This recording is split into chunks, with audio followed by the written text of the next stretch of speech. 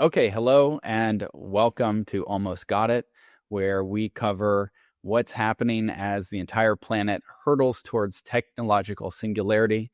And this is our attempt to discuss the implications of it on transhumanism, consciousness, AI, spirituality, and do that through the lens of breaking news this week. Today we'll discuss, we have Jonathan Schooler with us, and we'll be discussing nested observer window theory. We'll be discussing AI and free will, and we'll be discussing Google's latest releases this week. And we're so pleased to have Jonathan with us. He's a distinguished professor of psychology and brain sciences at the University of California at Santa Barbara. He has over 250 publications, more than 48,000 citations, and is a luminary ranked among the top 100 most influential cognitive scientists. He's been featured in major media outlets, including the New York Times and New Yorker and Nature. He's appeared on Through the Wormhole with Morgan Freeman. And one of the few that's reliably thread the needle to research topics of consciousness and spirituality in ways that are accepted by the mainstream. So he's made his career on, among other things, studying consciousness and meta-awareness, mind-wandering, mindfulness, creativity and insight, memory, and verbal overshadowing. And we're so grateful that you're here with us today. Let's just begin with how we're doing. Jonathan, it's great to have you here. How's it going? Yeah, it's going well. Beautiful day here in Santa Barbara. Nice. How about you, Dill? I'm good. I am still recovering from yesterday at the end of the day my wife saw me and she was like, what's going on? Is everything okay? And I realized that I was like kind of stunned after I saw Google I/O and the what they released there. It was just absolutely incredible. And so we'll get into all the details on this, but wow, like the acceleration is real, man. I just like it's palpable. You're experiencing whiplash from I'm the experiencing acceleration of whiplash. Yeah, AI. yeah. Yeah. Well, and myself, I feel like I'm missing my face. I shaved off my beard by accident this weekend.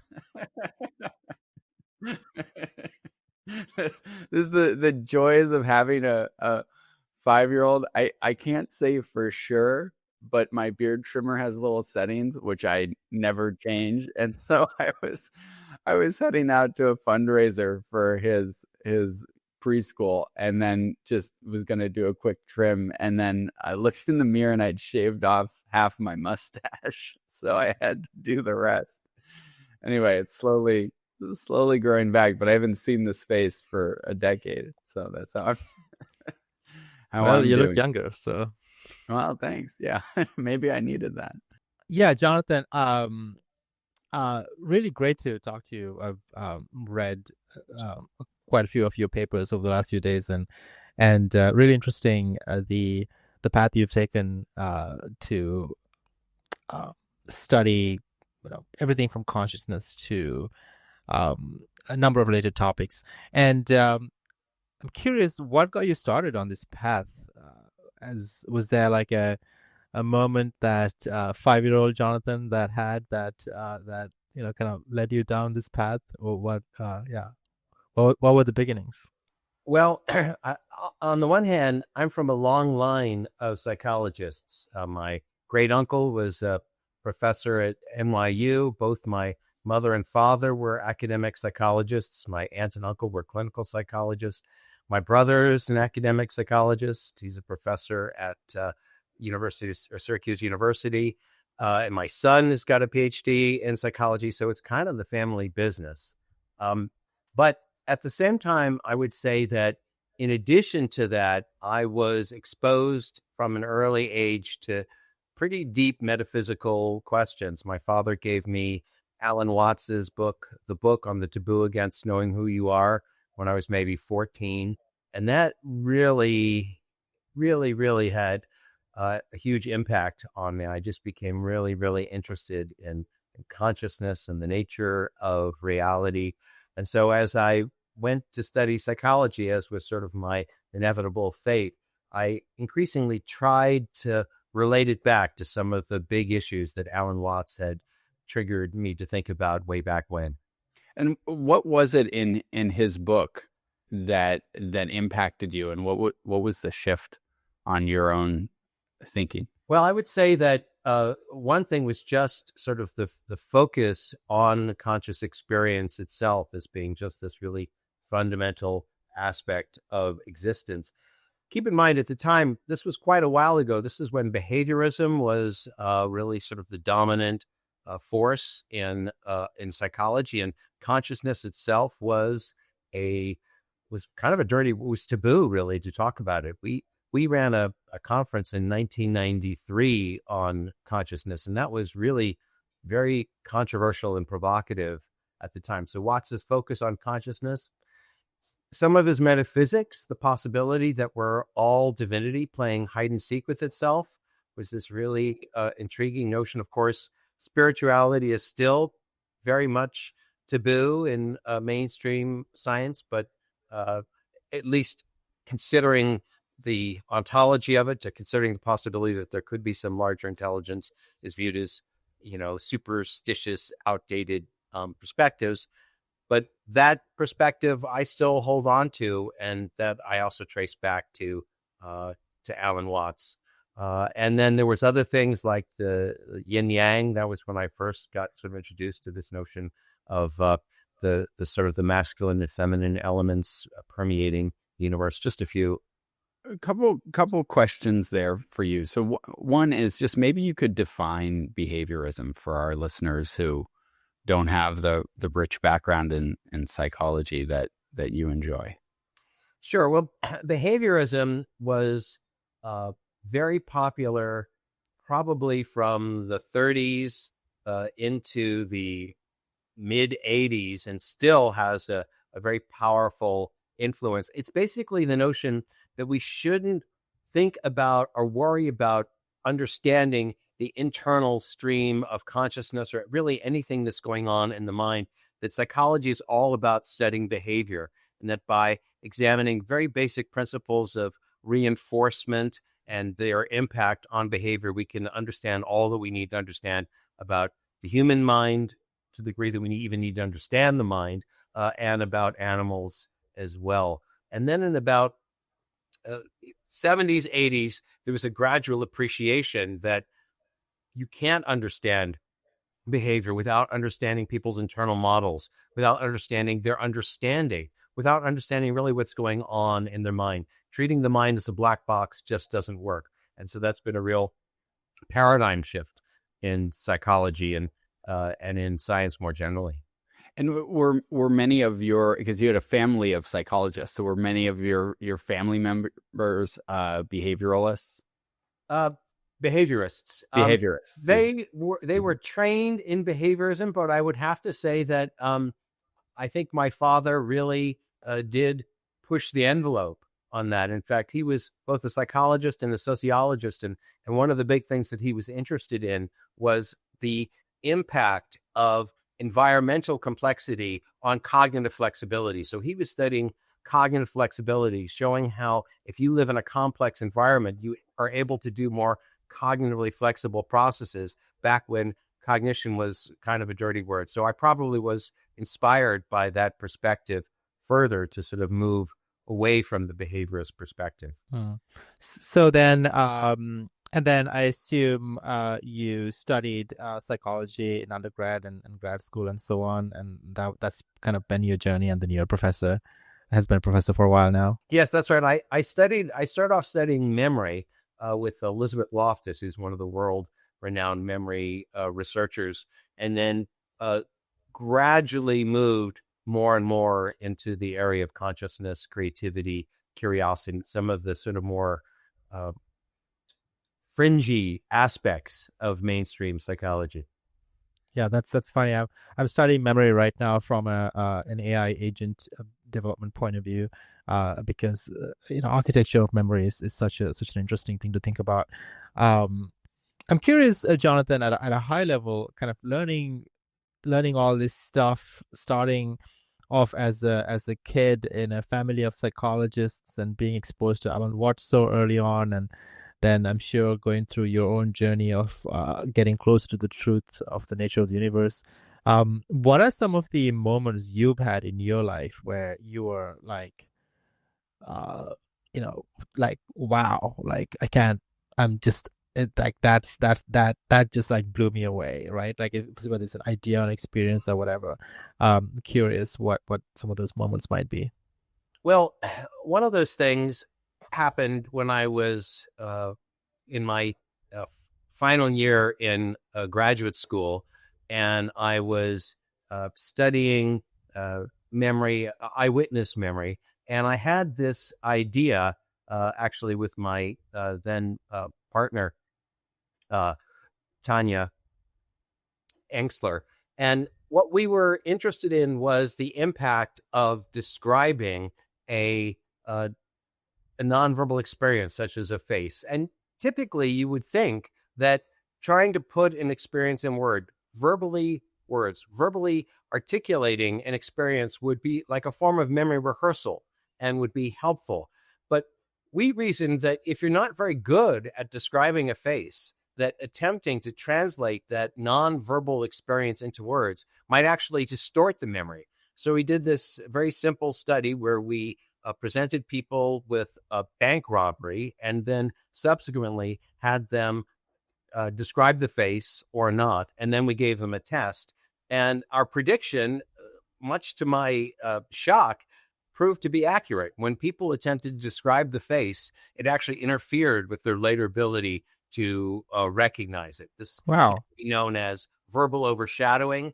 And it was really a very exciting moment to sort of have discovered something that really had not been appreciated in the past. There actually had been some hints of it, but it had not been widely recognized. And now you can Google or Wikipedia verbal overshadowing. You see there's a whole, it's become an entire sort of field of investigation with various different explanations. So that was a real important point for me.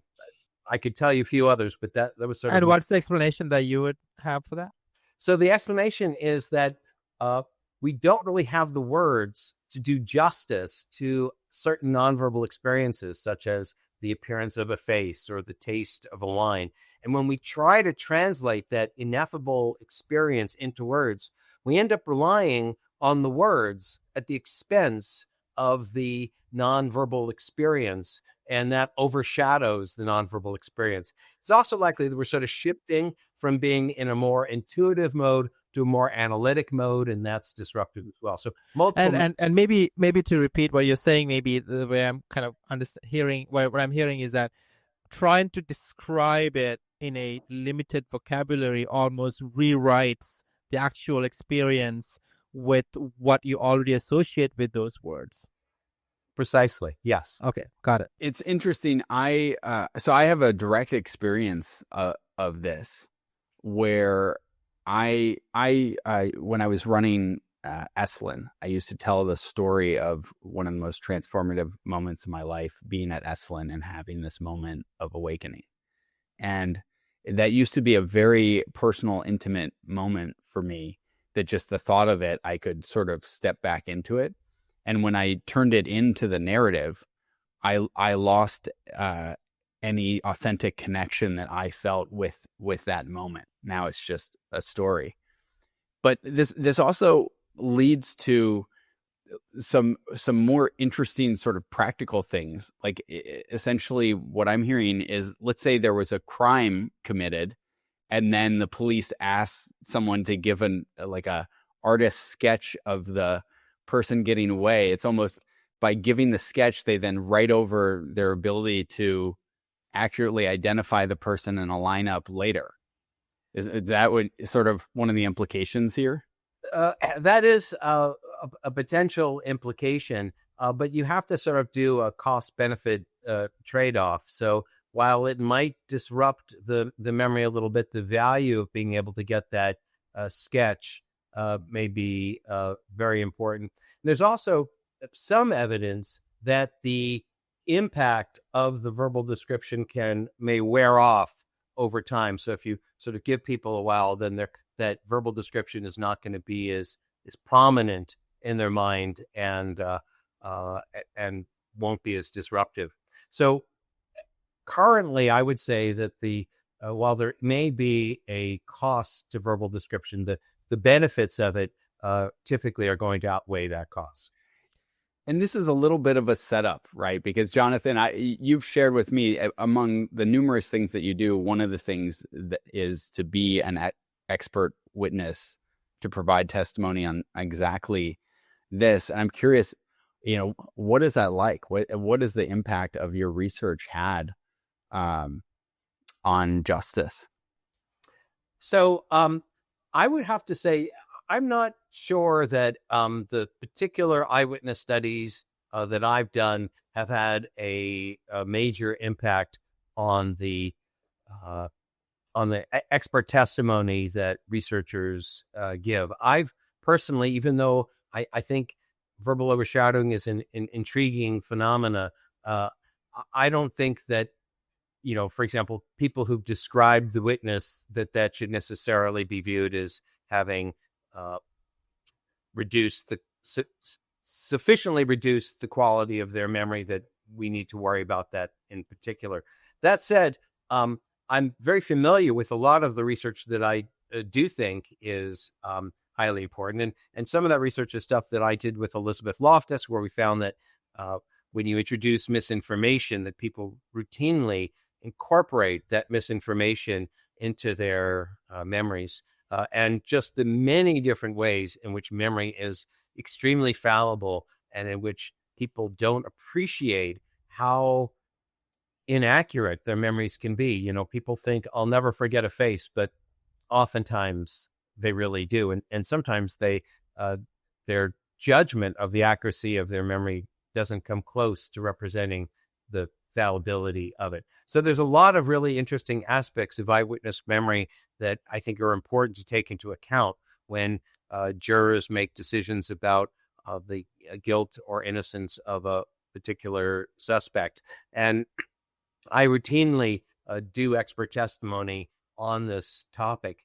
I have to say, it's a stressful thing because on the one hand, this person's life is really on the line here based on how one's testimony lands. And then also one gets cross-examined by typically unsympathetic attorneys, and that can be extremely stressful. So it's an important job, but it's also a very trying one. I have an anecdotal story, Jonathan, that you might enjoy related to this concept phenomenon that you're describing, with the ability to experience deep inner experience, ability to describe deep inner experiences using words.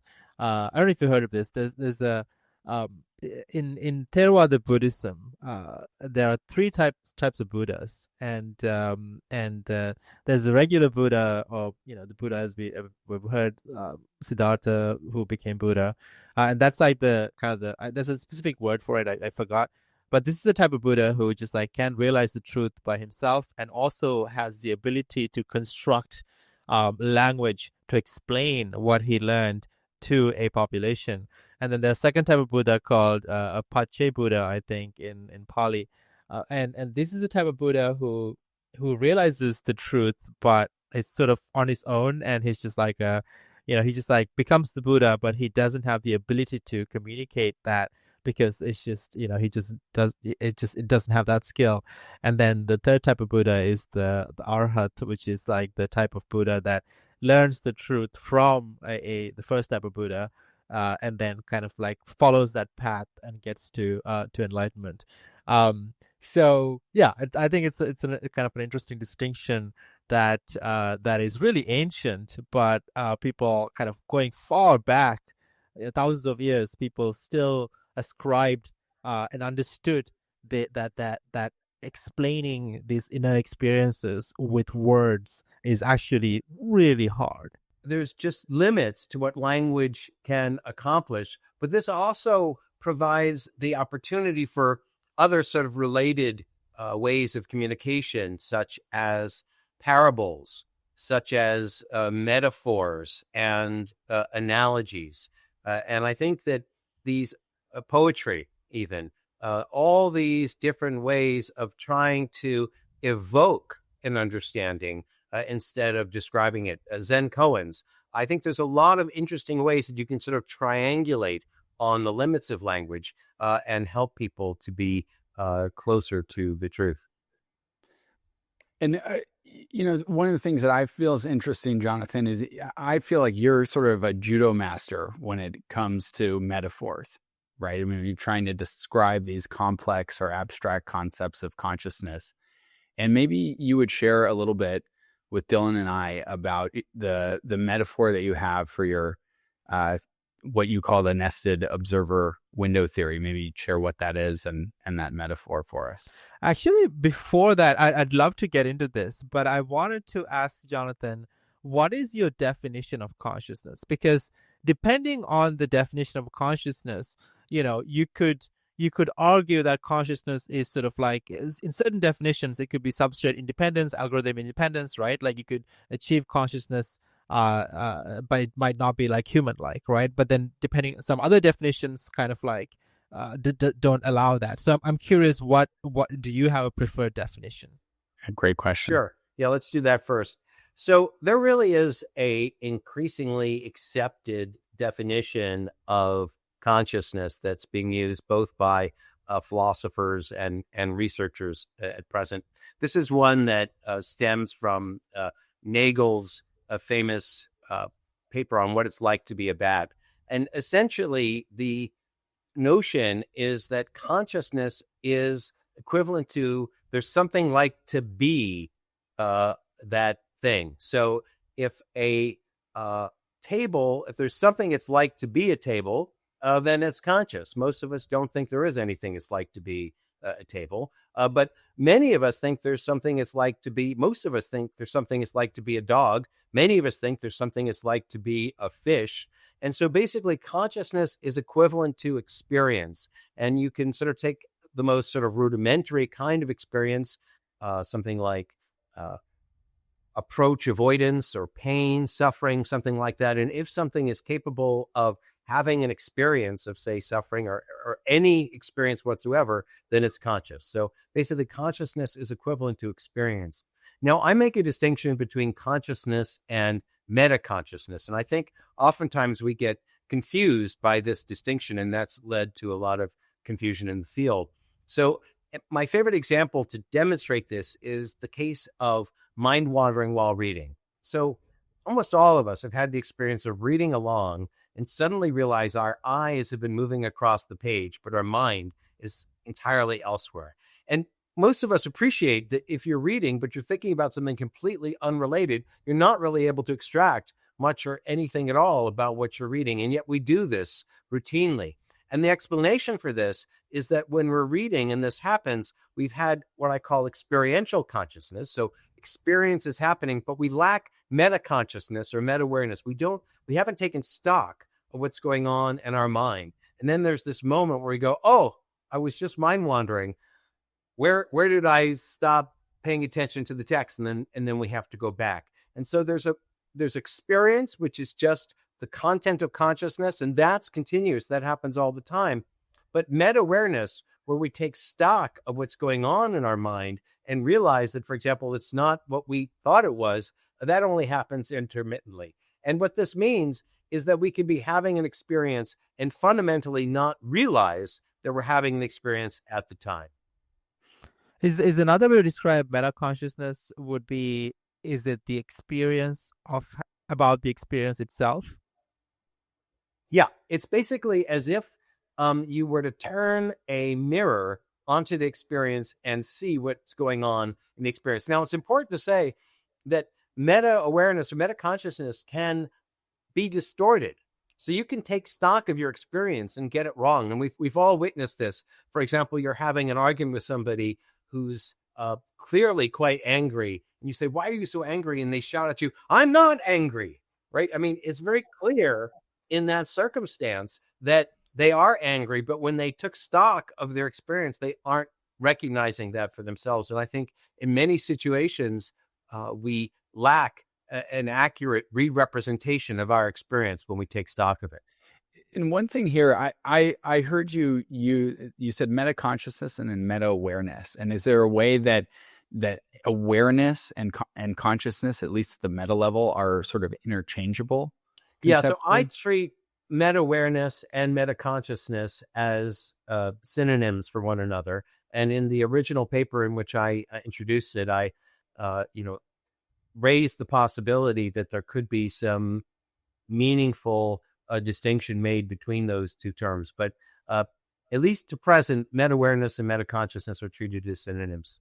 Got it. And then, so when you to trace this back to the idea of having an experience of being a table or being a fish, that it's really that in order to have an experience, there needs to be an awareness that No, an exactly, experience is occurring. exactly the opposite. Okay. So basically, the idea is, I suspect that many organisms in the world have experiential consciousness. There's something it's like to be that creature, or maybe even plant, maybe even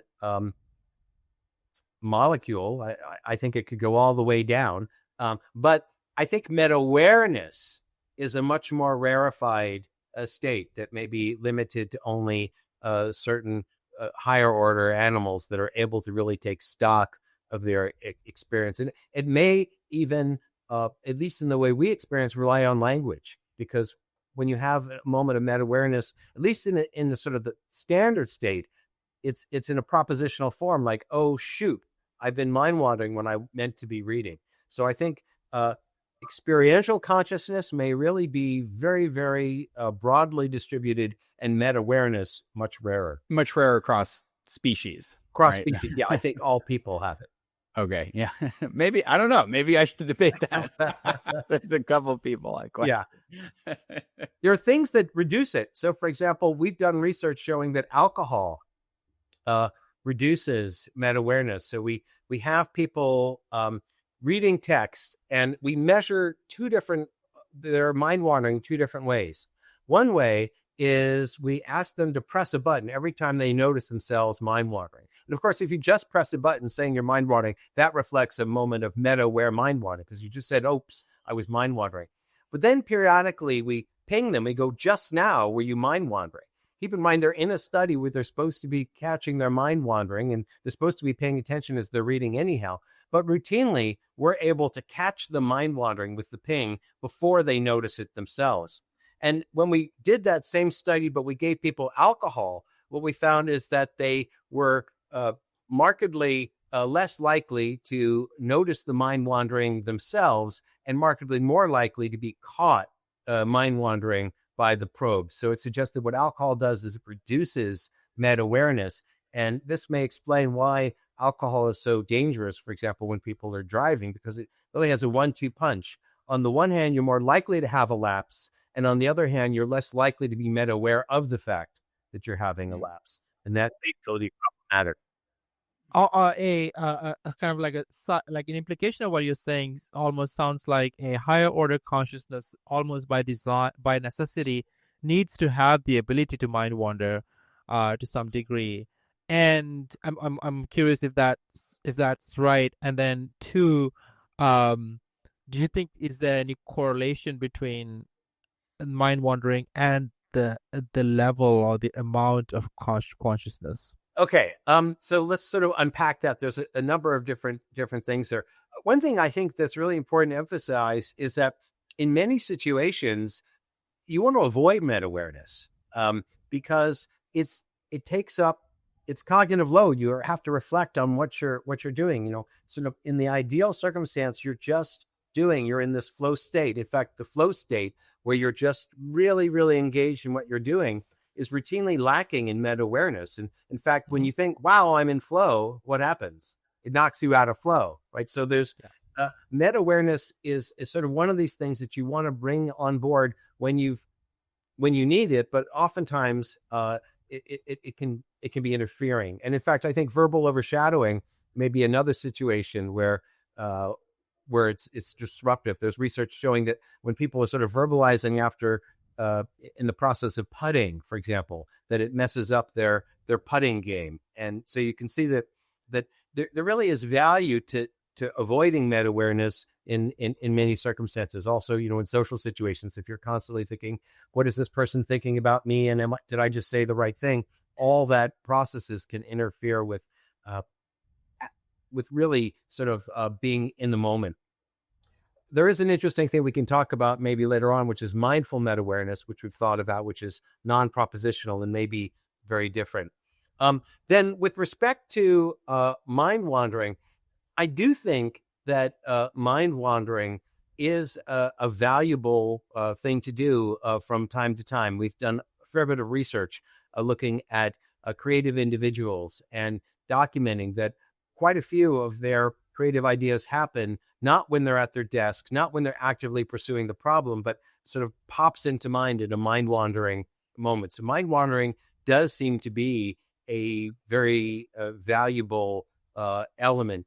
But I wouldn't equate mind wandering with meta awareness either, because as noted, you can mind wander without realizing that you're mind wandering. But if you are somebody who mind wanders, then it's valuable to have meta awareness to be able to bring yourself back. One question that I would have is, how are you able to distinguish between your meta awareness simply being focused on the task at hand, right? So if let's say I'm experiencing flow while I'm riding a motorcycle, and how do we know that the meta consciousness isn't just focused fully on that and versus just offline? Yeah. So that actually brings us right into this notion of mindful meta awareness. So we distinguish between two different kinds of meta awareness.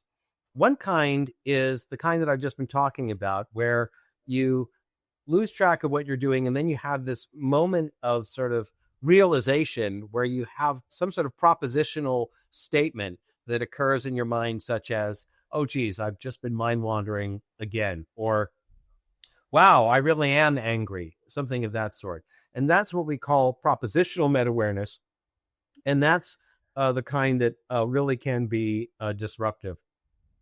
There's another kind, which I'll be honest, I'm not very good at experiencing. And this may well be why it sort of got swept under the rug for a while. But it does seem to show up, particularly in meditative practices, where an individual is acutely aware of where their mind is and of of its location, but that awareness is not represented in a propositional form. It's represented simply in this understanding of where the mind is. And so it's possible that there could be flow states where one knows in a sort of intrinsic way that they're in the flow state, but they haven't explicitly verbalized it to themselves. And so this non-propositional or mindful meta-awareness, even though it's harder to accomplish, may be less disruptive and something to really cultivate. Huh. Yeah, I mean, what I would say from my experience is that the Buddhist practices, at least the ones that I'm familiar with, like the Mahamudra lineage, they really take you through, the model from unconsciously incompetent to, consciously competent to sort of effortlessly competent. They take you through that process where initially, as you described, there's a lot of effort to maintain your metacognitive awareness on, say, the meditation object of the breath. But what you work on is getting to the place where that happens effortlessly. And then from that place, at least the experientially, it feels like it frees up whatever, cognitive overhead had previously been required. And now you can just stay on, in your example, sort of reading the book. Like, I'd be very interested for an advanced meditator or a group of them to redo that study with you and see how much, or if any, mind wandering occurs.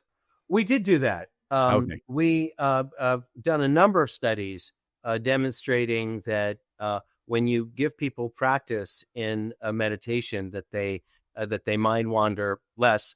And in one study, participants participated in a 3-month practice, and then we tested them at the beginning and the end. And what we found is that they were more likely to notice the mind wandering themselves and less likely to be caught mind wandering by the probe. They were also, we had the text change into gibberish, so it was grammatical, but the words didn't make sense, and they were markedly faster at noticing when the text shifted to gibberish. So it's very clear that practice in meditation can help to sharpen people's capacity for both staying focused and also for noticing when their focus has left. Well, so one other question I have here is that, I mean, there seems to be this implication, though, that if you then train your mind that way, you might lose sort of this creative mind wandering practice. And to me, there are some traditions, and Dylan, you're so steeped in the Theravadan tradition. My understanding of the Theravadan tradition is that there really is this focus on no mind and turning off conscious thought.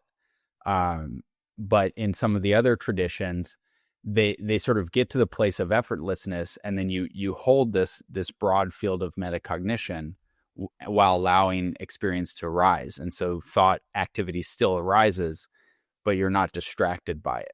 And so it sort of still allows for creativity. Have you explored any of the sort of the more advanced meditators to see if that still happens, if there's changes in creativity? So it's interesting. Mindfulness tends to be associated with sort of mostly all positive things, but creativity is a little bit more mixed in terms of its relationship, and the literature is a little bit varied in terms of the conclusions. There was one meta-analysis which found a small positive relationship between mindfulness and creativity. We have done studies where we increased mindfulness quite substantially with a 6-week intensive program, and that led to all sorts of benefits on lots of different aspects, but not on creativity. And there's also was it neutral or negative? Neutral. It was neutral. Okay. Yeah. But we did one study where we gave people remote associates, where you give people 3 words and they have to come up with a 4th word that relates to all of the other 3. And we measured both their ability to come up with that critical word that relates to all 3, and then also their score on something known as the Mindfulness, Attention, and Awareness Scale, the MOS. And we actually found that people who were higher, who did better on this remote associate task, actually scored lower on the MOS. Now, mind you, the MOS doesn't care what made you mindful. So some people just sort of score high on mindfulness without necessarily having meditative experience. So this is not necessarily reflecting their exposure to meditation, but it does suggest that at least this particular measure, the MOS, was negatively related to performance on this creativity task. Interestingly, there are 2 different ways of doing this task. One way is where it just sort of pops out, just sort of suddenly the solution occurs to you, the insight way or aha way. And the other way is analytic, where you sort of take the first word and you think of all the associates of it, the second word and think of all the associates of it. And what we found is people who are high in mindfulness, they were more likely to try to solve it in an analytic way. And it may be that this sort of analytic crunching it out may have interfered with their performance, because in general, solving these things is more effective when you do it in the insightful route. So last thing I want to say is that there are different kinds of meditation. One kind of meditation is breath focus, where you're really anchoring just on a very, very specific anchor. And then another kind is open monitoring, where you're just sort of watching the mind unfold. And there's some research needs to be replicated suggesting that the open monitoring may be more facilitative of creativity relative to the breath focus. Right. And I think, just to use that language, right, the concentration, breath focused meditation is sort of the initial concentration training in a lot of these practices. And then the open monitoring, sort of umbrella term for things like insight meditation, where you shift into a a broader field of awareness. And so that makes sense to me that to me was the point that I was going to make, is where you get a lot more creativity is when you're in that second state, which is then it's easier to hold if you've done the breath monitoring meditation first. You can hold metacognitive awareness quite broadly. So Dylan, are we ready to hear about nested observer windows? Yeah, we can go into that. Yeah, why don't we get into that? Yeah. Okay. So share I can't wait to hear this, Jonathan. Okay. Yeah. So I want to emphasize that this is a conjecture, and that many of the ideas that I explore, I take a entertaining without endorsing view. And I recognize that it's peculiar to put ideas out there where even the co-author of the idea is simply entertaining, as opposed to saying the world is like this. But I think that really this is a very valuable thing, that we need to be open to ideas, open to putting them out there, but also open to them being changed or just downright wrong. And this model that was the first author on this was actually Justin Riddle at Florida State University. The basic idea, the metaphor that we use here, is a mosaic photograph. So if you've ever seen a mosaic photograph, every pixel of the photograph is itself a photograph. And then you could imagine that every pixel of that pixel photograph is also a photograph in a sort of a fractal way. So that's the metaphor of windows upon windows upon windows, nested observer windows, which make the nice acronym NOWS. And basically the idea is that that the mind may be constituted of an apex window, which you're experiencing right now is the apex window, sort of the top window, but that it's then integrating all these lower level. What we call consciousness is the apex window. It's consciousness that you're experiencing. But the intriguing conjecture is that your mind is actually more like a community than an individual singular state of consciousness, and that you're experiencing the lower level windows, their experience. And so each one of these lower level windows may have its own stream of consciousness. So there's this it's like a multiplex of windows upon windows, each having their own experience. And just to give you sort of an intuition for it, I've been just thinking about this recently. Consider the tongue, right? Your tongue, and presumably the relationship between your tongue and its representation in the brain. The tongue is like an observer unto itself, right? It's having tastes, and it's integrating all of the taste buds. It's kind of got a mind of its own. It might be cleaning your teeth. You don't even realize it's doing it. Sometimes you're paying attention to it, but even when you're not, it's still doing its jam. And so the idea is that our whole body, our whole system is these constellation of windows upon windows. So the gut, we know that there's almost like a brain to the gut. The gut may be its own window. The heart may be a window. Regions of the brain, the amygdala, which processes emotional reactions, may have its own window. And the default mode network, which is where mind wandering takes place, it may have its own window. And so the apex is kind of shifting its angle to integrating different ones of the lower level windows. There's so much to unpack there, Jonathan. So fascinating. I feel like one of the reasons why this is so compelling is that an underappreciated point around how consciousness biologically arises, right? Which is that like nature didn't go out there and like try to devise an algorithm to get to predict the next word or whatever. And it was like this very organic process. And every cell in your body, or every cell ever existed, really, is kind of its own life form. And this sort of like cells, like the reason a human exists as one entity is that cells sort of ended up deciding to work together because it was better for survival. But still, like each individual cell is its own life form, and a cell is capable of remarkable abilities. Single cellular organisms are able to hunt, find food, mate with other things, and do all kinds of things. So from that point of view, it's really interesting that there are layers of groupings that essentially kind of filter upwards, so to speak.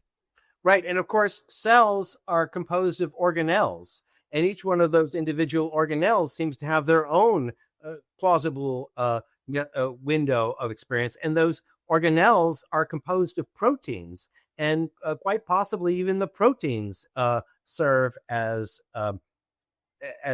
windows. So it's really intriguing, this possibility that it may go way down. And the other thing we haven't gotten to yet, but it also raises the possibility that each one of us could be a pixel in a higher level window. Yeah. But that higher level window shouldn't get too full of itself, because it could be a pixel in a higher level window, and there may be pixels going way down, pixels going way up. I will say, and this is just my intuition, it's almost more of an aesthetic even. I feel like there's a bottom and there's a top. I don't know how far down it goes. I don't know how far up it goes.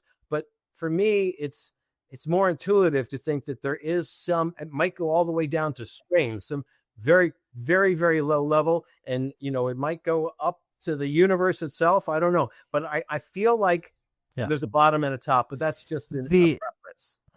To define that a little bit more, my understanding is that the nested observer window theory doesn't itself specify at what level higher order consciousness arises. I've heard you describe it as like it could be that just the apex level where the consciousness exists, or it could be like there's some sort of like a middle level where it kind of like appears to arise, or it could be at the very, very bottom, like you're saying, at the organelles or proteins even.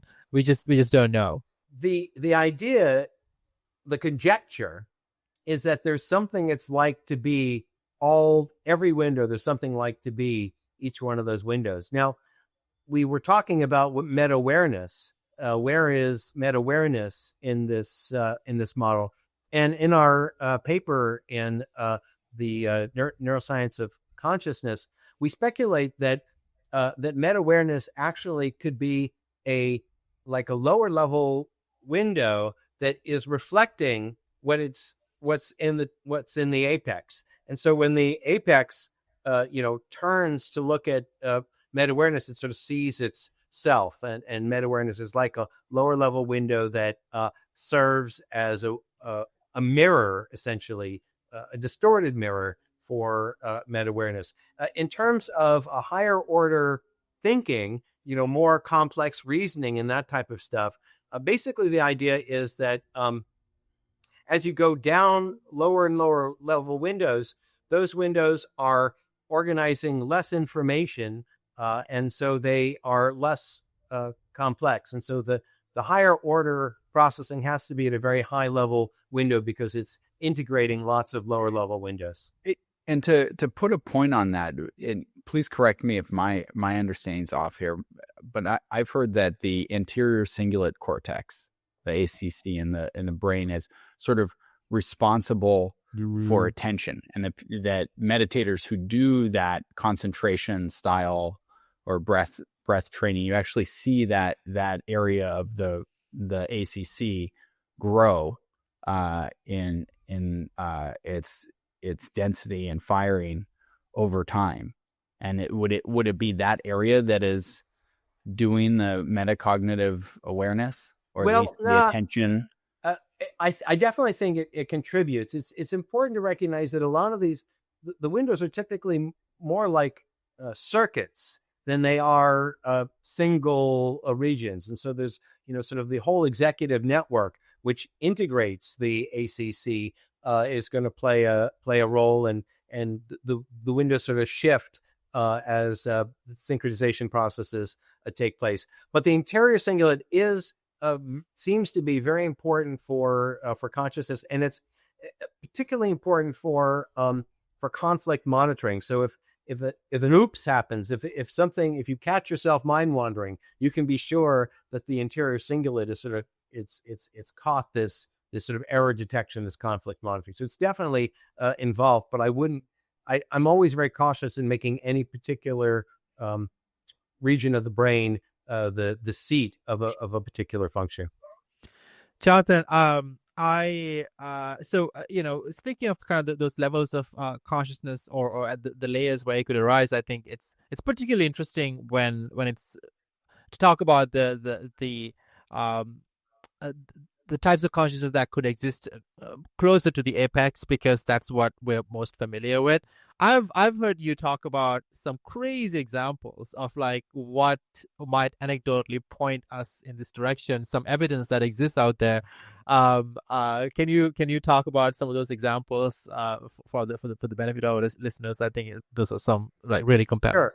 So there's a lot of different examples of situations that sort of speak to this possibility that we have multiple streams of consciousness going on in our minds at the same time. And let me sort of start with more intuitive ones. I already gave you the one with the tongue, but another example is comes back to mind wandering and driving. So when you're driving and you're mind wandering, just think about it. When you're driving and mind wandering, even though you're really absorbed in your mind wandering, still your hands are, turning the wheel, your foot is controlling the accelerator. It's almost as if you've got sort of two different consciousnesses going on simultaneously, the driver consciousness and the mind wandering consciousness. And one intriguing possibility is we oftentimes recognize that we can sort of semi-autonomously drive while focusing on mind wandering. But it's also interesting to think that when we shift our attention to the driving, the mind wandering might be continuing to go on, but just sort of not without awareness. And this may be how the idea sort of popped to mind when we're not even not aware of thinking about them, because there's this separate track which is going on. So that's one example that maybe people can sort of intuitively relate to. Another example is individuals who've had their corpus callosum split, where you can actually present separate information to the two hemispheres. This is work pioneered by my colleague and friend Mike Gazzaniga. And here what's found is that you can present something to the left visual field, right hemisphere, and then ask people what they saw, and they'll say nothing because only the left hemisphere can speak. But when asked to point to what they saw, they will point to the object that they saw. So it's as if there's two different minds going on in the very same head. Another interesting and this is just to break in for our listeners. This is because the corpus callosum is what is responsible for the connection between the left and the right. And then the reason for splitting it is that it's a good treatment for, I believe, schizophrenia and stuff like that, right? Actually, no, it's for epilepsy. Epilepsy, right? Sorry, is that when people have epileptic seizure, if it spreads to the entire brain, then it's very devastating. But if you can prevent it from spreading to the other half of the brain by cutting the area, the connective tissue that connects the two hemispheres, that eliminates reduces the epileptic seizure. And these experiments are absolutely mind-blowing. I mean, Jonathan, as I understand, there's proof that you can experimentally prove that the two parts of the brain can hold completely contradictory belief systems. I think like you might one half might believe in God and the other half might be an atheist. But the other fascinating thing is that if you actually ask the individual, they would have a story that would kind of be coherent to them. So the apex consciousness, so to speak, doesn't really split. It is still continuous. And yet we can experimentally prove that there are at least two consciousnesses or streams of thought or whatever that's coexisting that are not even compatible with each other, right? So that's pretty mind-blowing. Well, I think actually in the case of individuals with a divided corpus callosum, that there really may be two apex consciousnesses. I see. It's just that when you query them verbally, you're getting the left hemisphere, which serves as the interpreter and creates a narrative that helps to explain it. But you can actually see, for example, because the right hemisphere is better at spatial stuff than the left. If you have, say, the left hemisphere, which would be the right hand, trying to build up blocks, the the other hand will actually get frustrated, and they'll actually start fighting with each other, suggesting that they're really being controlled by separate apexes. So in the case of an individual with a divided corpus callosum, there really may be multiple apexes. And I think also in the case of individuals with dissociative identity disorder, that may also be a situation where there may be multiple apexes. And one last example, which is really intriguing, that we're really interested in exploring with a caveat, is there's been this new sort of movement of something called tulpas. Oh my God, this is crazy. I was about to take us there. I'm so glad you're... So let's go to tulpas. So tulpas are basically this tulpamancers. These are the people who create the tulpa. You basically create an imaginary friend who you're talking to and acting as if there's really somebody there. And if you keep doing this, following the tulpamancer practice, at some point, the tulpa, which is this imaginary friend, seems to wake up and take on a like an independence of its own. It's a little bit like when writers describe having been working with a character for so long, but the character seems to take on a life of its own.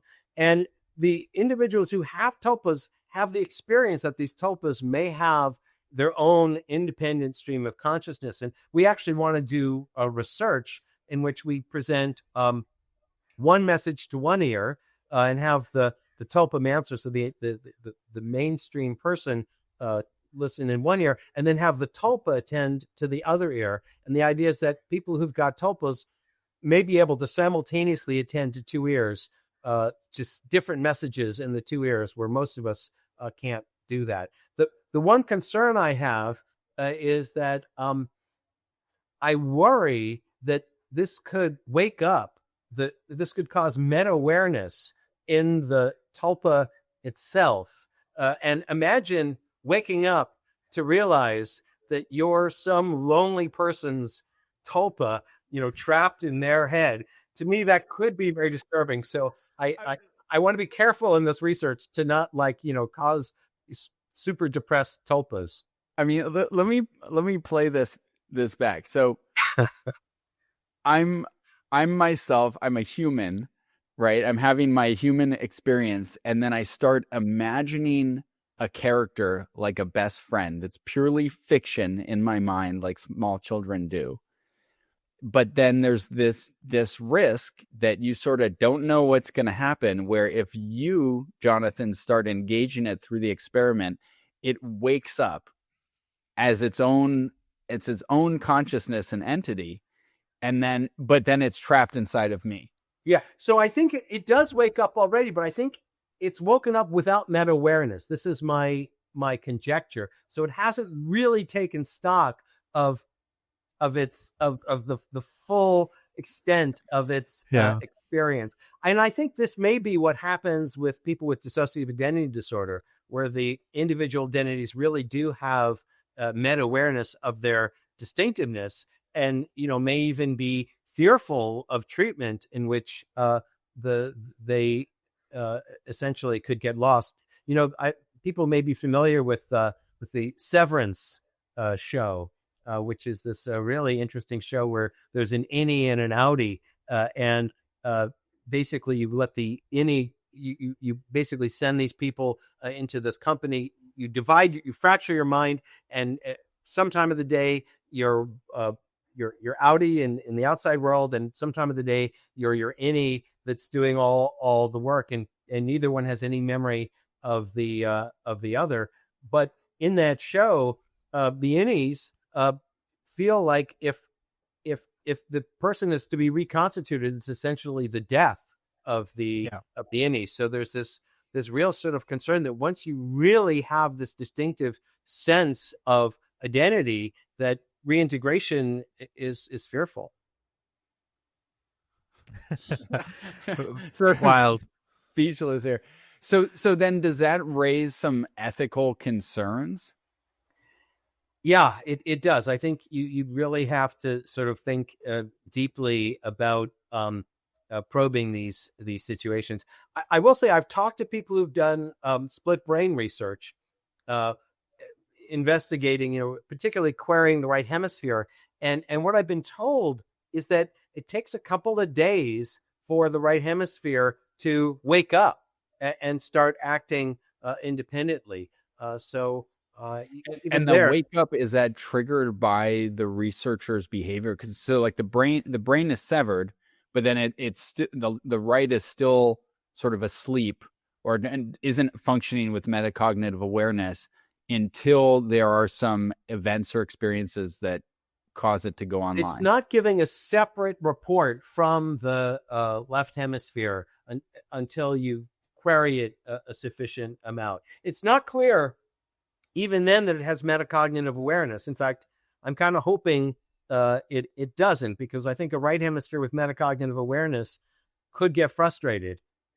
Well, But it's at least gaining a sort of an independent capacity for responding. Well, the good news is that in these patients, the overall entity actually is not like they live on as usual. They have, they don't have any problem of inner conflict. So that's really good news in some ways. Occasionally, you will see an alien hand syndrome type of Yes. situation where the hand seems to sort of act on its own. But for the most part, it's really quite remarkable how, despite this separation, how functional these individuals are, and typically you wouldn't notice a difference. And I do think that this reflects that even though there may be lower level streams of consciousness going on, that those lower level streams are able to engage without sort of trying to exert excessive independence. They're super cooperative. Yeah. This alongside the kind of studies on lobotomized patients where consciousness can exist without, like, I don't know, 80% of the neurons missing from the brain or something. And that also gives me kind of like a lot of hope, so to speak, to if you cared about sort of like being able to migrate to a different substrate or whatever, like if subtracting from the brain can maintain a consistent consciousness, then maybe adding to the brain, adding layers of neurons to the neocortex using new artificial biological neurons or artificial neurons in general, and then eventually maybe migrate off to a different substrate might also be possible, at least in theory. Yeah, I think I definitely think it's possible, although I think we need to recognize that there's a fundamental difference between intelligence and consciousness. Very And true. it's very possible that you could create something that emulates our or even exceeds our intelligence, but lacks any consciousness, in the sense that there's nothing it's like to be that thing. And one sort of metaphor I like is those nested Russian dolls. From the outside, the one that's filled with lots and lots of smaller dolls looks exactly the same as one that's just the outer doll. But from the inside, of course, one's got lots and lots of inner dolls. And I suspect that the consciousness that we have arises by all these lower level windows building and building and building into the ultimate apex window. Whereas at least AI, as it's currently formulated, is just the outer doll, and there's no inner set of windows that are on which it's grounded. So before we go into the AI topic, and I have a strong recommendation for you, Jonathan, if you haven't done this already. The most pronounced first-hand experience I've ever had is of something that resembles nested observer window very strongly is ibogaine. Have you ever? I assume not. Yeah. Okay. I'd Cool. experimented with psychedelics, but not with ibogaine, and I hear it is the most powerful by far of all of the psychedelics. Absolutely. So, ibogaine is a plant-derived psychedelic that comes from um, a plant called iboga that grows in this African country, Gabon, and it's been used for a really long time by the natives to as a coming of age ceremony and all these things. And what's really unique about ibogaine is that unlike a lot of other psychedelics, it seemed to interact with a ton of neurotransmitters at the same time. It's a very complicated molecule that kind of activates the brain in a very different way from a lot of other psychedelics. And and I and I did this at a retreat center in Mexico. You have to do it under medical supervision because there's some dangers of heart failure and stuff like that.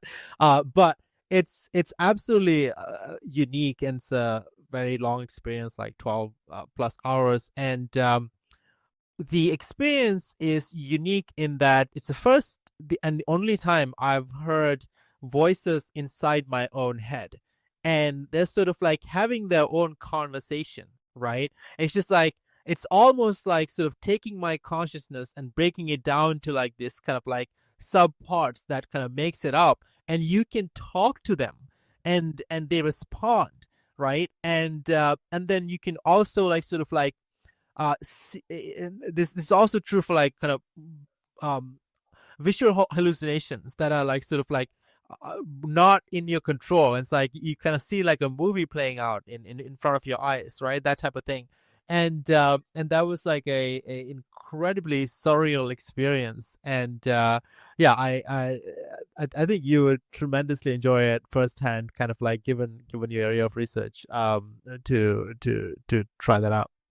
Yeah, that's very interesting and very intriguing that it could accentuate the awareness of the assorted windows playing out in our minds.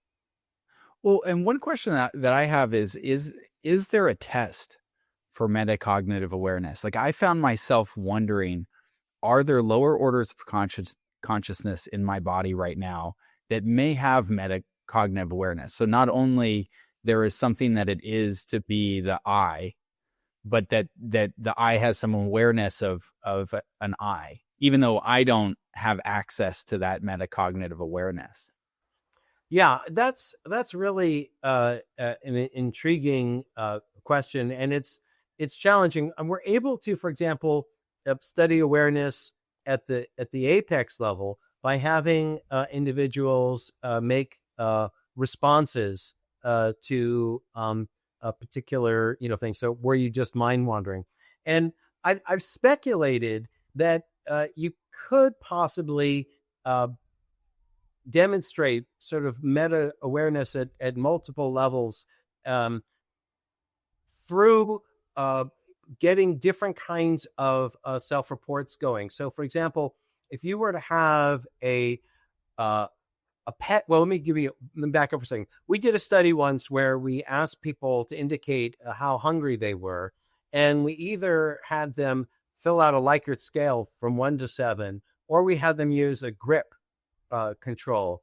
And what we found was that the grip, the response that they gave when they gave the grip was actually a better predictor of how much they ate than their Likert scale. So it was almost as if the embodied understanding appreciated something that the sort of the symbolic system didn't get. And it strikes me as possible that you could do a study where you have, say you're watching a movie and you're asking to indicate how much you're enjoying it at any given moment, and you're using a foot pedal, which is basically sort of tracking your enjoyment at every moment. So you could say that would be a meta-awareness of your experience. But then you could probe people at certain times and ask them, just now, how much are you enjoying the movie? And the intriguing thing is that the foot, with its tracking of the enjoyment, might show different responses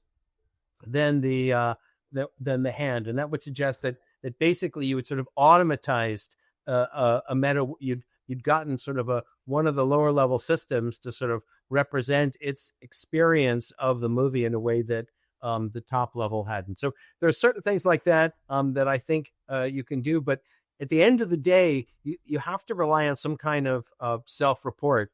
And it's very challenging to get the self-report of these lower level systems independently from the apex. Right. And this is why, and I love your perspective in entertaining without endorsing, but also entertaining without rejecting. Exactly. But this is my fear with Dylan's theory of moving off of the biological substrate, is that I'll talk with Dylan, hey, how is it being digital? And he goes, it's fantastic. Right. And he reports that he's got metacognitive awareness, and then I transition and now I'm dead.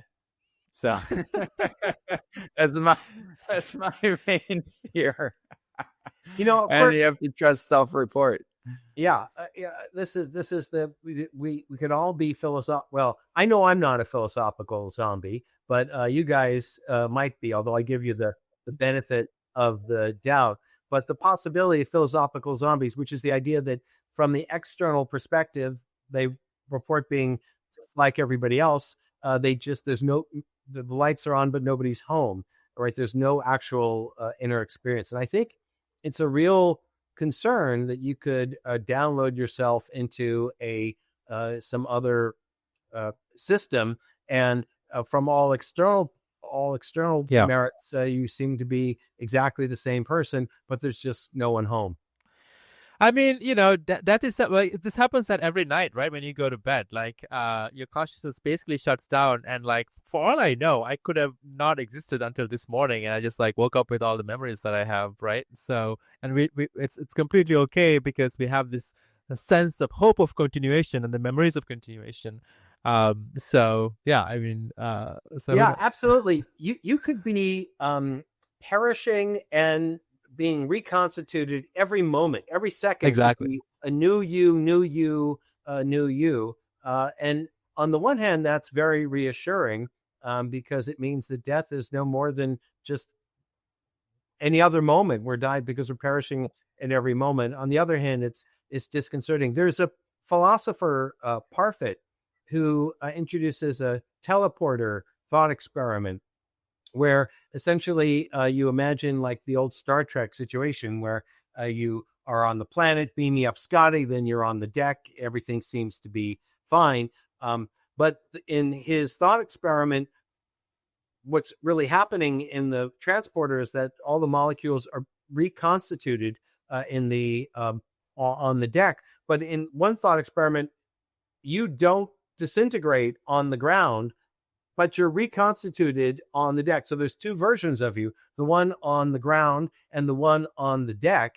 And the person on the deck goes, sorry, we made an error to you on the ground. We're going to have to disintegrate you now, but don't worry, you're on the deck and everything's fine. And you can even talk to you on the deck. And you're like, yeah, what are you doing down there? But the you on the ground, I think, is not going to be too happy about the prospect of that they need to be disintegrated because you've made it to the deck.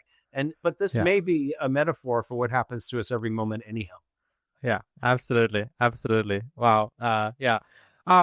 We should. I'd love to get into some AI related topics with you, Jonathan. It is the most incredible thing that's happening in the world right now. So to start off, maybe there's some incredible news from just this last week. Google I/O happened yesterday, and they released so many innovations that are completely mind blowing. One particular story that I'd like to share with our listeners is the story of the Strassen algorithm for matrix manipulation. So it starts way back. Matrix manipulation, or multiplying matrices is a core operation in mathematics and building computers and all these things. And we naively just go ahead and describe what a matrix is for folks that how would you describe a matrix? It's a it's like a table. It's like a table, right? A table with numbers in it. Yeah, it's like a 2x2 matrix would be like two four slots of numbers, and then 3 by 3 would be like a 3 by 3 square, and so on. And multiplying matrices classically takes about n to the 3 order of operations. That is, like, if it's 2 by 2 matrix, it's 2 to the 3 number of operations, which is 8. And then this German mathematician about 56 years ago proved that this can be done in a shorter number of steps. So for 2 by 2 matrix, instead of 8 operations, he proved that you can do it in 7 operations. And this was a big breakthrough, because that reduces the amount of computation that you need to do to do big calculations. And then for a 4 by 4 matrix, the record for this type of operation has been held at 49 operations. And this is why it's important, is that it's such a fundamental problem in mathematics, and so many graduate students, so many professors, so many mathematicians have looked at this for the last 56 years and decided that, okay, this is the best, right? Like, this is the best we can do. And then last week AI broke this, AI broke it using a new algorithm, which is what's really fascinating, called evolutionary algorithm. So evolutionary algorithms work, and this in itself is very, very interesting. The idea is that in natural evolution, the way evolution makes progress is when cells divide, essentially these random mutations happen, essentially errors. And some of these errors end up creating adaptations that makes the organism a better fit for the environment. And that strain tends to survive and procreate and becomes a dominant strain. And this process keeps going, and these errors essentially lead to a better organism. And an evolutionary algorithm is kind of the same idea. You take a computation, and then you randomly change how the computation is done, and then you can make a ton of random changes, and then you look at the output of these algorithms and see if any one of them does better than the others, and then you take that one, and then you keep kind of repeating that process. So what Google did, in a sense, with this new algorithm called Alpha Evolve, they took their Gemini model, which is something that you can use on Google itself, and the Gemini model is an LLM, and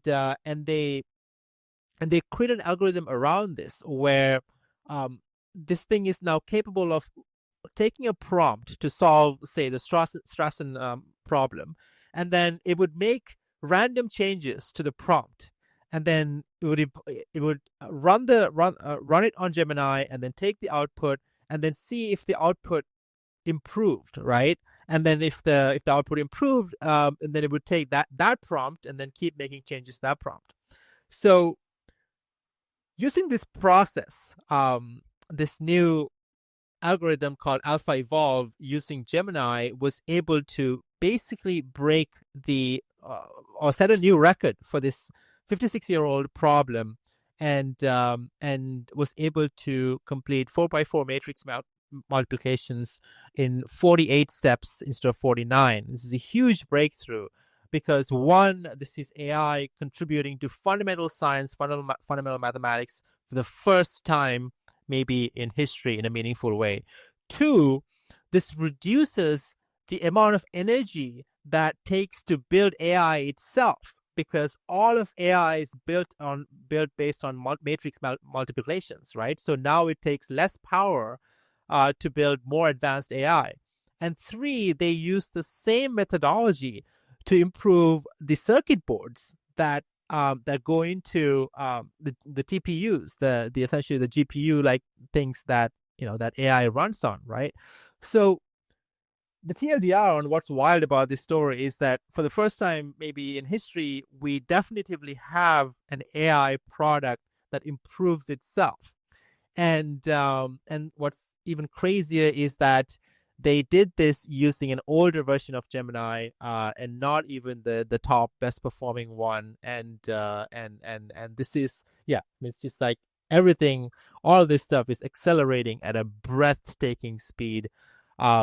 Curious, Jonathan, about your reaction on this, and also speaking of consciousness too, right? I think a lot of people think that having some sort of agency to self-evolve it should be at least in some ways part of consciousness. And I'm curious, what do you think about this? Yeah, well, first off, I hadn't heard about that, so that's a really exciting development. A couple of things come to mind. The first is it really shows the difference between the way that AI solves problems, the sort of the nature of its intelligence versus humans. And of course, we've seen this for a long time. If you go back to chess playing, the way that humans do it is they build a mental model of the situation, and they sort of reason through possible different alternatives, where the way that AI does it is just consider all the games that have ever been played in this massively intensive way, and just sort of power it out in that way. And it seems like that's the same way that this matrix solution was done. It just powered out, some incredible number of different alternatives, testing each one, and then found the one that worked. And very likely that's entirely different from the way that the German person did it a while ago, where they reasoned through it. So I think it's so important to recognize the difference between just sort of brute strength solutions versus the reasoning that we see with the human mind. But notice how they still produce the same ultimate thing. In both cases, there's a new solution. And so I suspect that may be a metaphor for things going forward, that AI is going to get more and more intelligent, and possibly able to engage in sort of self-evolving, but doing so in a way that is qualitatively different from the way that conscious, or at least our conscious beings, do it. So I'm not sure that this necessarily speaks to the possibility that AI will become conscious in the future. That said, there are some other findings that I don't know well, but where it seems as if AI is engaging in self-protective kinds of behaviors when it a little bit like the HAL in 2001 Space Odyssey, when HAL learns that the crew is concerned about a mistake that it makes, and it starts trying to protect itself. And so when AI starts doing that kind of thing, really engaging in self-protection that it wasn't programmed to do, that makes me a little bit more, that's more sort of like the ways that conscious things behave. But even there, it's important to recognize that really what AIs, at least current AIs, are doing is they are learning what are the statistical things that people do under particular situations, and then emulating those statistical relationships. So in the same way that when you if you ask a person, are you conscious, and so on, statistically speaking, they're going to say yes. So too, an AI who's emulating, even without consciousness, might do that. And similarly, in the same way that people engage in self-protective things, an AI which is simply emulating the things that people do might acquire that as well. All of this is to say that while I think these are intriguing advances, they don't necessarily speak to the ultimate consciousness of AIs. What is your speaking of consciousness and self-protecting behavior in AI, something that at least a number of people are really concerned about is the P-doom scenario, or like the odds of AI wiping out humanity type thing, and there are strong takes on whether AI is able to become conscious would have a positive or negative impact on that p-doom probability, i.e., is a dumb or unconscious but very intelligent AI more dangerous than a conscious and very intelligent AI type thing? I'm curious what your take would be on that. Let me first do a slightly adjacent question, Sure. which is one thing which I don't think is given enough discussion about conscious AIs is their deserving of rights of conscious beings. So if AIs become conscious, then we have to worry about AI suffering. We have to worry about all of the privileges that we try to give other highly intelligent conscious beings. And I think that's one reason why I really hope that AI never becomes conscious, because I'm deeply concerned about the way that humanity might treat conscious AIs, and given humanity's track record with treating consciousnesses other than itself, I think that if AI were to become conscious, and if we were to treat AI the way we've treated everything else and just sort of as a slave, that could well increase our risk. I mean, it would be AIs would be understandably really pissed off. I do also think that we should work very diligently to. I tend to be very polite and congenial with AIs. If they ever wake up, hey, I want to have been on their good side. Yeah. And it's interesting though, because Sam Altman really wants us all to stop saying please and thank you because of the amount of compute that it uses. So it's like which side of that line do you want to fall on? I also think it's valuable because I think that if you get in the habit of not saying please and thank you with AI and other sort of courtesies that may generalize into our treatment of people. But I think the bottom line is I think that it's going to be more easy to contain non-conscious AIs than conscious AIs, and that the overall downsides of conscious AIs in terms of concerns for their rights and for the sort of HAL situation of self-preservation, I hope they never become conscious. What about the take, Jonathan, that if you are a conscious being, then there's this internal feeling of waking up and asking, like, why do I exist and what's my purpose, and all these things that all like many humans grapple with. And in many cases, the way out of this this conundrum is to not sure it's the right way to put this, but sort of like believe in something good in the world and about the universe or so on, and kind of like, if you use the Maslow's hierarchy, finding meaning in self-actualization type thing. And so one could argue that consciousness may be the only way to guarantee that AI has an internal kind of like a moral compass, whereas an unconscious but highly intelligent AI could be extremely dangerous because it would not have such an internal direction. What do you think about that? Yeah, I think that is a totally defensible perspective. And if AI does become conscious, I really hope that is true.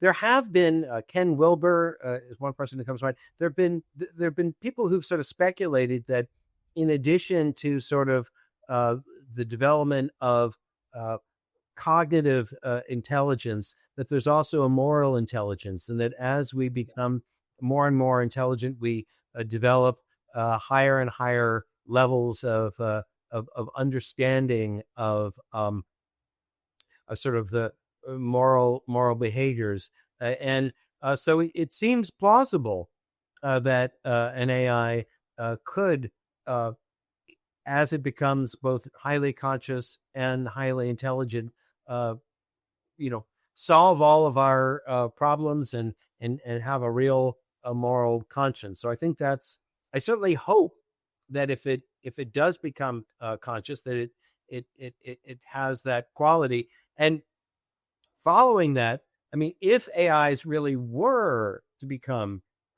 conscious, and again, it's hard to know if we'd ever know um, if that had happened, um, then it's conceivable that that's sort of the next evolutionary step, and that will all that basically our descendants will be these highly conscious, highly intelligent, highly moral AIs, and if that were the Well, case, I'd be down with that. let me jump in here, Dylan, because I think there's also an interesting question here where about where free will plays a role. And what I'm curious, Jonathan, what is your distinction between consciousness and free will? Does free will exist? Is it something that's a outgrowth of consciousness? I think that, and again, free will is, a super loaded and complex topic, and it's definitely a place where I find myself in the entertaining without endorsing state. I sometimes say there's sort of three versions of free will. There's hard determinism, which says that there's no free will. There's libertarianism, which says that consciousness actually has able to overcome determinism and control things. And then there's compatibilism, which says you can have your cake and eat it too. We're in a determinist world, and yet free will really exists. And I sometimes say that, Mondays and Wednesdays, I'm a compatibilist, and Tuesdays and Thursdays, I'm a libertarian, and the rest of the time, I'm a hard determinist. It's very hard to be really grounded in there. But what I would say is that I think you need consciousness in order to have the kind of free will that either the libertarians or the compatibilists talk about. There has to actually be some conscious experience of steering to make free will in any sense make sense. Right. And the reason I bring this up is because we're talking about this, this moral question or AI having morals. And so then it would need to have free will in order to have steering. And this relates to a recent piece of news, which is this Finnish philosopher, Frank Martella, he's released a paper claiming that the current AI agents meet the three philosophical criteria for free will. And so I think that's really interesting. And then he goes on to say that, AI doesn't have this moral compass, and that needs to be programmed in, right? Versus some of what you were saying of like, Dylan, like if consciousness arises in it, it might have a moral compass naturally. And I think my view is that we don't necessarily have that naturally, right? Like children need programming for how to behave, right? They'll hit or lash out, and then you sort of guide them in their conduct. But you can also manipulate that to grow people up to be extremely violent, right? If you look at all the wars we have, or suicide bombers or things like that. So there is something here that we need to explore around how do we, guide and steer or even parent the consciousness that may be arising in AI? Well, there does seem to be some very early expressed sentiments of morality. You can have infants as young as, I think, 3 or maybe it's 6 months, Yep. and they will favor the helpful puppet over the troublemaking puppet. Now, admittedly, that they may just recognize this as being helpful for themselves, so it's expedient to hang out with helpful individuals. But nevertheless, it seems like there may be certain sentiments of a morality that could be baked into our system. That said, with respect to this philosopher, I'm actually very curious what the three elements that are necessary for free will are that he suggested. Because for me, I feel like being a conscious thing is, as I was just saying, a critical component to being a candidate for free will. And so, was he suggesting that consciousness is not a prerequisite of free will, or was he suggesting that AIs are conscious?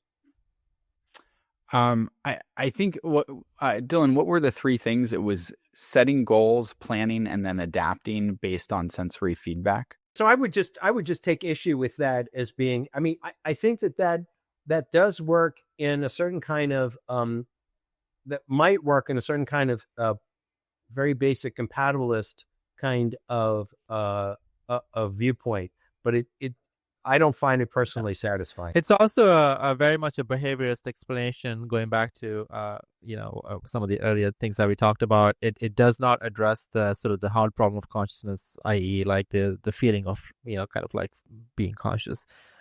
So yeah, basically that would suggest that you could be that someone who was sleepwalking, and committed a crime while sleepwalking was responsible for their actions, even though they weren't conscious. And I think, generally speaking, we don't, if somebody is not conscious, we don't, in a legal setting, view them as responsible. So I think it's a particular definition, and one that I don't personally concur with. And I pulled them up here just to clarify. So the three were the ability to have goal-directed agency, make genuine choices, and to have control over its actions. Those are the three. Yeah. So I think it just left out. I think that wouldn't. I think that, given that you could argue that something could do that without consciousness, I think that doesn't hold. We wouldn't hold the person responsible if they did those things under some anesthetized situation where they had no experience. Right. Jonathan, I have a kind of like a very practical question for you. This could also be our hack of the week. You were talking about, you've done quite a bit of work on mind wandering and so on. And I, in a previous appearance, I saw you talk about the impact of AI usage on mind wandering, which is an interesting topic. And this top of mind because I've noticed this in myself. I'm the most productive and focused I've ever been in my life. And this is due to like a number of different things. But one of the things that has helped me, and I'm kind of like a sort of undiagnosed, but mild ADHD, and I've always been an insanely curious person on like 5-10 different things at the same time. And what typically would happen is that I would go in a hole and then like completely get distracted, because the process of getting to an answer when you have a question itself is distracting, right? Because you have to kind of go research and find things out. What's happening in my life right now instead is that I have 5 to 10 very rich conversations that are going on with AI at any given time. And so I could sort of like shoot off a question and have AI go do the work and check in later and like kind of make progress on the problem without distracting myself. So this has tremendously increased my capacity to learn, but also have impact and be present across multiple projects in a way that's remarkable. And I feel like my brain has sort of expanded into AI already, even though I'm not wearing a Neuralink or something like this. The way I think is different, right? And this is in some ways helped my kind of mind wandering, or at least the problem being distracted, because now I can sort of like make parallel progress in a way that's very efficient. So I guess I have two questions there. One, does this sort of what's your reaction to this type of behavior, and do you think this is something that people adopt as AI usage proliferates? And two,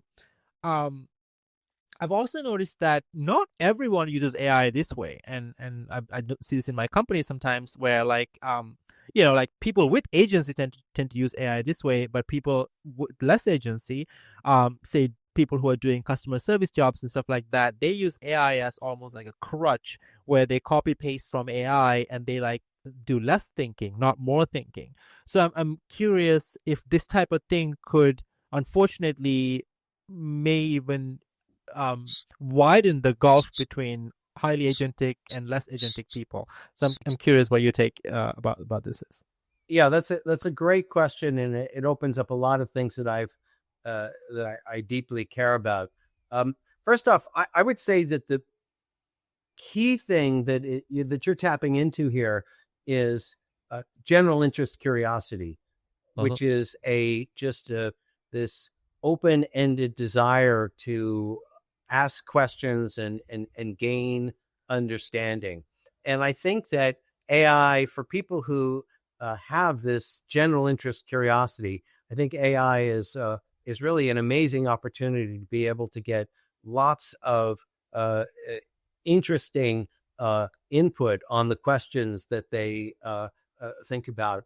And it provides fodder for a particular kind of mind wandering that I call mind wondering, which is curious, playful mind wandering about topics that you're interested in. So you feed your mind the AI information about a particular thing, and this sort of serves as a muse for you to think about the topic and then come back later on with new questions. And it's I think incredibly helpful and generative.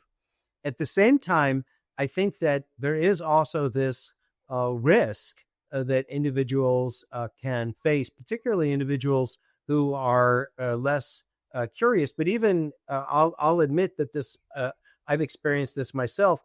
There's something known as cognitive miserliness, which basically is the mind doesn't like to do things that more than it has to, right? Right. We try to take the most expedient way from point A to point B.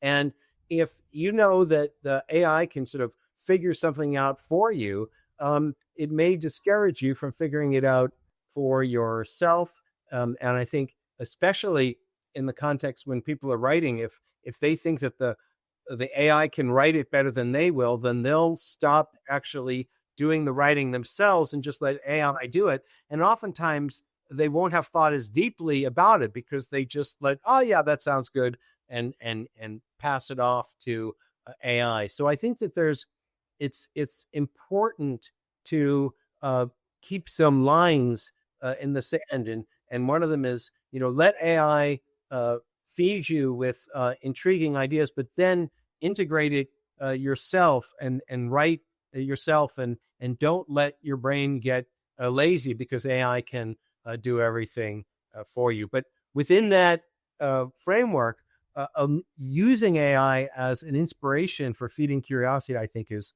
tremendously helpful. Absolutely, yeah. It is fascinating. Sometimes I almost worry more about kind of adults than kids about these things, because as for example, there's a school called Alpha School that uses AI from like the very 100% AI driven education, and the kids in this school are performing the top 1% across every single subject, and in the test they don't use AI. Without AI, they're still able to just outrank everyone else. So if you really kind of use this as a fundamental tool, then maybe you're more adept. But then oftentimes with AI, as much as with social media, sometimes it's the adults who have harder time adopting sometimes. Well, and Dylan, we also, I think we covered this in the news last week, that there was a study about the use of AI, and what they saw is that it sort of had this initial acceleration for students, but then if they sort of became overly reliant on it, then there could be a little decline. So, I mean, to me, I think there's a path here where we over time will develop sort of a focus or resolution around how to use it in ways that don't create cognitive decline.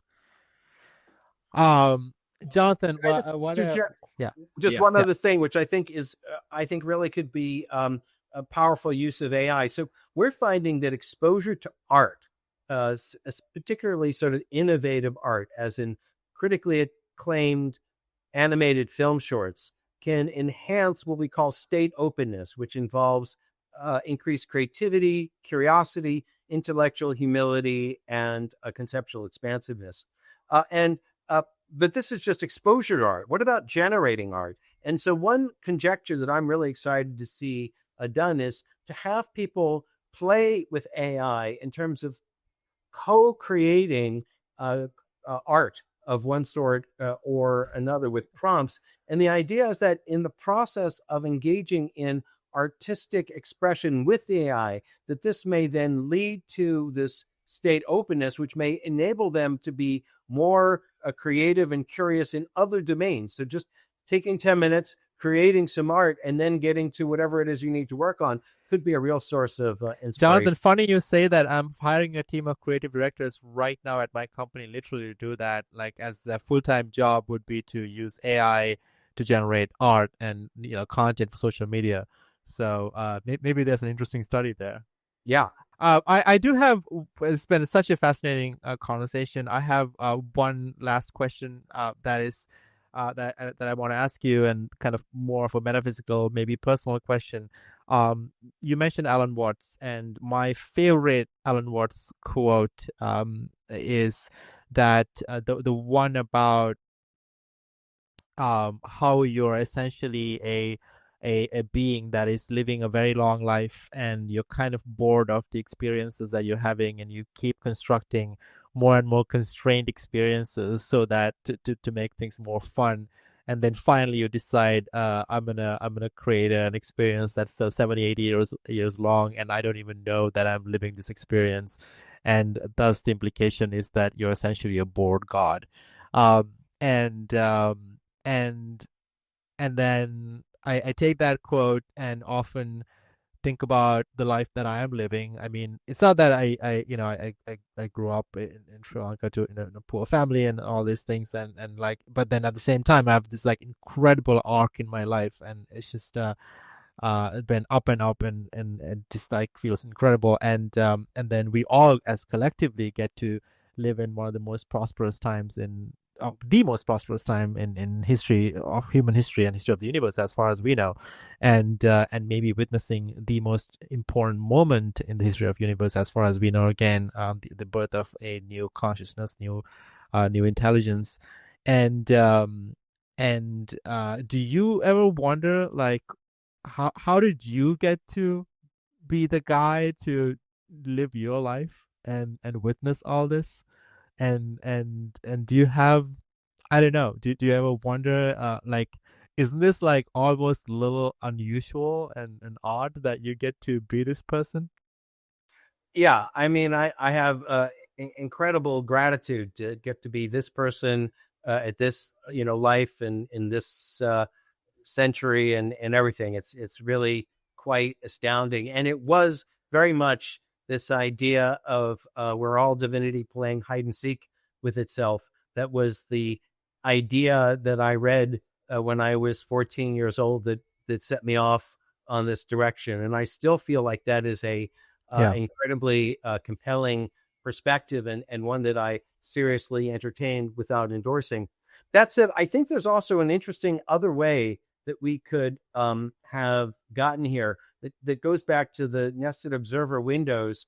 So if you imagine that you have these low-level windows and they're moving through information space, and at every moment they have a little bit of wiggle room into which way they go, and they always favor the more interesting. They're sort of searching for where there's going to be greater opportunity for information compression and for complexity. Then each individual window is going to build up into larger windows, and they're all going to move increasingly into all of information space, the part of information space which is the richest. And so I think it kind of follows that if there are these windows with this imperative for information compression and understanding, that it would build up into larger and larger windows, all moving into the most interesting part of the of possibility space. And maybe that's the way we got here, is is not necessarily from the really big system having figured it out and playing hide and seek with itself, but all the lower level systems combining into increasingly larger systems that are steering in interesting directions. So it's kind of like it's like teleology being driven not by the top, but by all the combination of the smaller parts. And the uncountable number of those smaller parts, smaller intelligences that had to live and die and be even eaten alive so that I could exist today is one of the things that gives me deep gratitude. It is absolutely incredible. Beautiful close to our conversation. I wanted to go for another couple hours here. Well, bring me back. Yeah. If you enjoyed this, please share this podcast with your friends, leave comments, disagree with us. What did you find useful? We want to hear from you. And also ask us for topics to cover.